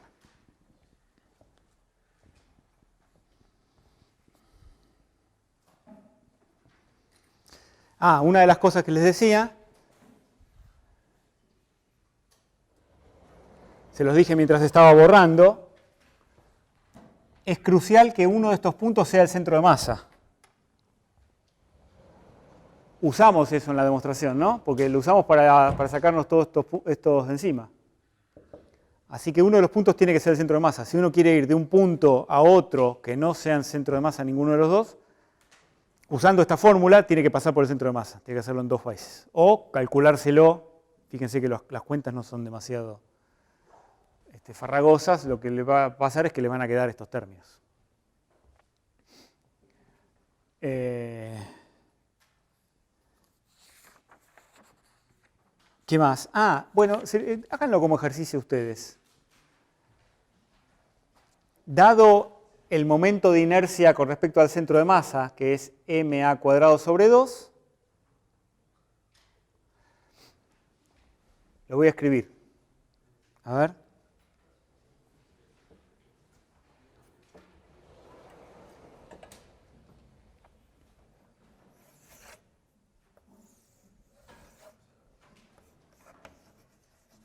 Dado el I, era el 3, ¿no? Dado el I3 con respecto al centro de masa, que era ma cuadrado sobre 2,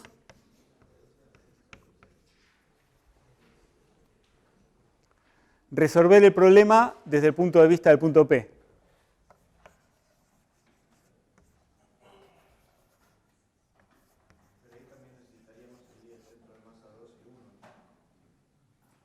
Eso es parte de la resolución del problema. ¿Por qué necesitaríamos el 2 y el 1?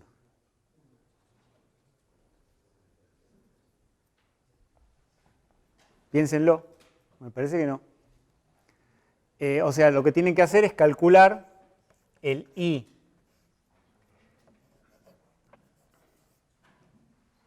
Calculen todos, si los necesitan.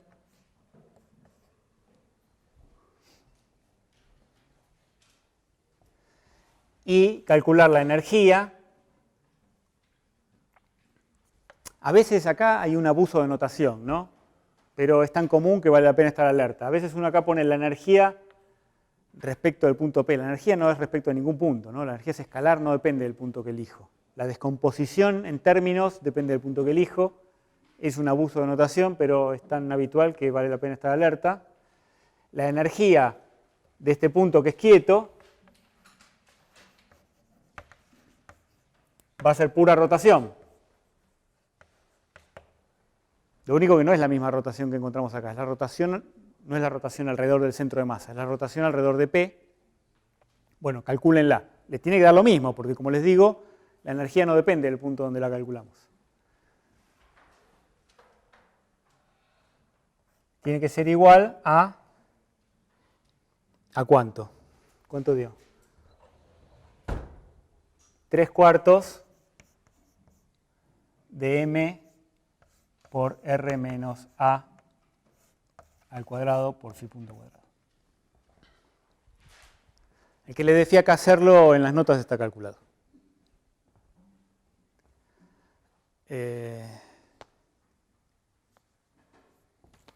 Bueno, y para terminar hoy, así la clase que viene empezamos con el otro concepto gordo del movimiento de los cuerpos rígidos, que es el del momento angular.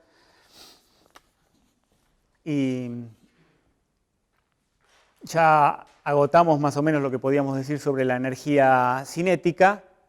Pensemos un poquito lo que quiere decir la energía potencial de un cuerpo rígido. Vamos a ponerla acá. La energía potencial de un cuerpo rígido tiene mucho menos misterio que la energía cinética, así que lo vamos a liquidar rapidito.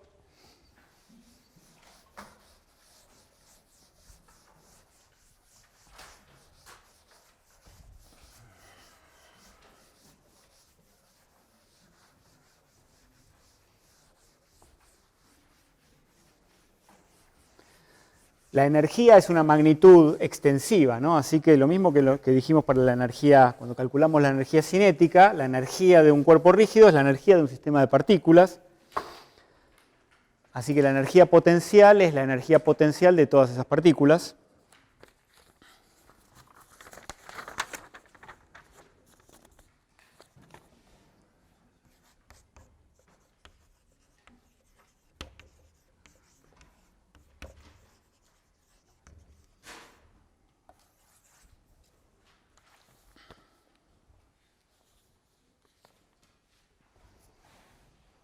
La energía U va a ser la suma de todas las U alfas. Esto no tiene ningún misterio, pero hay otra descomposición que es mucho más interesante que esta, y es que la energía potencial en general va a tener dos componentes. Si hay un campo externo, por ejemplo, si está el campo gravitatorio, si hay resortes, lo mismo que nos pasaba para las partículas, pasa para los sistemas de partículas, en particular para los cuerpos rígidos. Entonces va a haber una componente externa de la energía potencial. Pero además, este es un sistema de partículas, de manera que puede haber potenciales que actúen entre las partículas. ¿Está bien?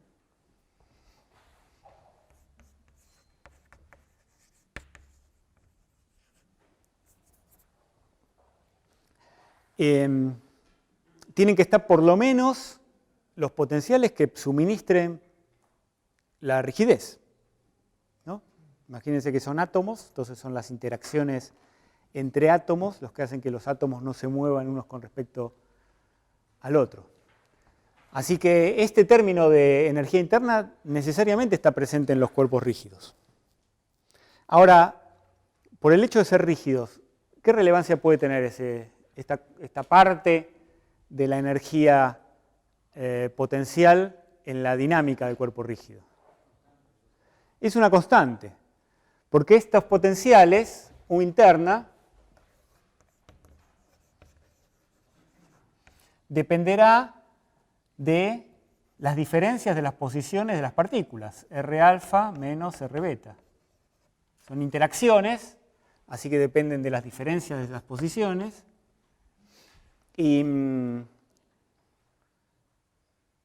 O más en general inclusive, que dependa de todas las posiciones, no necesita depender de las diferencias.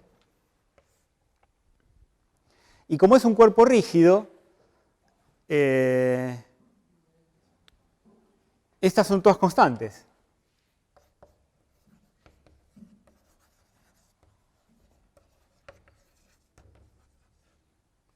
Así que en la descripción dinámica, esta no necesitamos tenerla en cuenta por ser una constante, no porque no esté ahí, sino porque es una constante. Y lo único que nos queda es la U externa si el cuerpo está sometido a potenciales externos, gravitatorios, resortes, etc.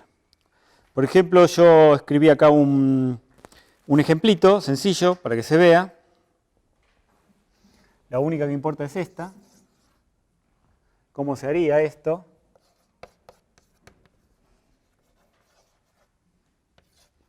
Una rueda rodando sobre una superficie.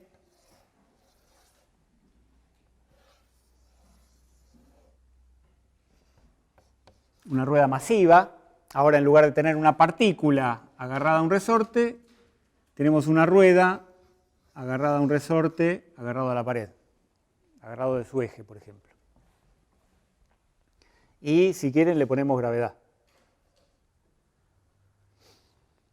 Entonces, ¿qué coordenadas nos conviene usar para describir esto? ¿Qué coordenada generalizada nos convendría usar para describir el movimiento de una rueda rodando? Un ángulo, ¿no? Porque está rodando, así que hacemos un ángulo.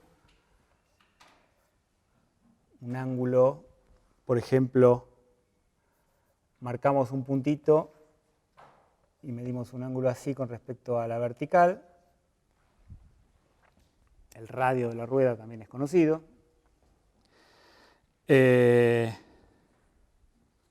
La energía cinética se calcula como hicimos en el ejemplo de hoy. Escribámosla, la energía cinética. Por ejemplo, si usamos el centro de masa, será 1/2 de la masa por la velocidad del centro de masa al cuadrado, más 1/2 del I con respecto al centro de masa. Fíjense que la geometría es similar a la que pasaba ahí, ¿no? Entonces, ¿dónde está el eje instantáneo de rotación? Está así. Entonces, omega también está así. Omega está toda en esta dirección, que es uno de los ejes principales. Así que lo único que nos queda acá es uno de los momentos de inercia, llamémoslo 3, como hicimos antes, por omega cuadrado.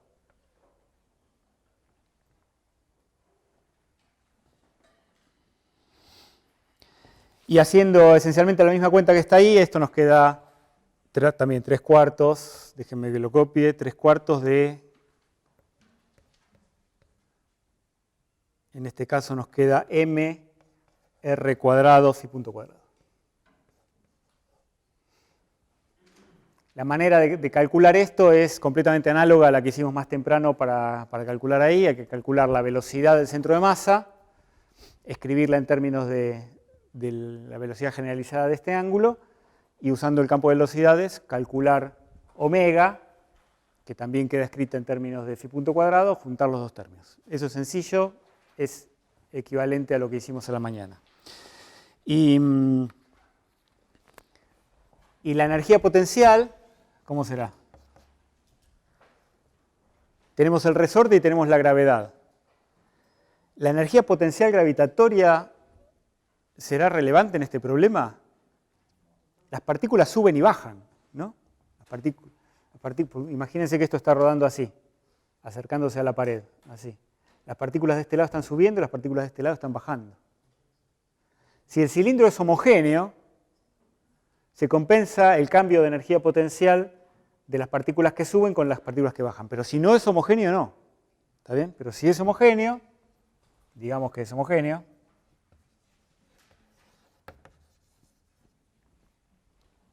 entonces nos queda la U gravitatoria, que es constante,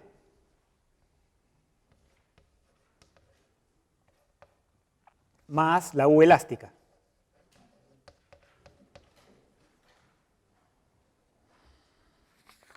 Y la energía elástica, ¿de qué depende? De la elongación del resorte, de constante K. ¿Está bien? La U elástica va a ser, entonces esto va a ser igual a un medio de K por la elongación del resorte al cuadrado. Y la elongación del resorte, es el desplazamiento del centro de masa, ¿no? Seguramente ya lo calculamos cuando calculamos esto, pero de memoria me pueden decir cuánto va a ser en términos de la coordenada phi. ¿Cuánto va a ser? R por phi. R por phi es el desplazamiento del centro de masa, así que eso es la elongación del resorte, así que me queda un medio de K por R cuadrado phi cuadrado.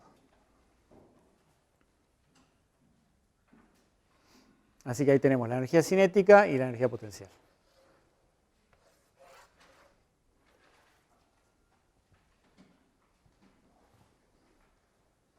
¿Ok?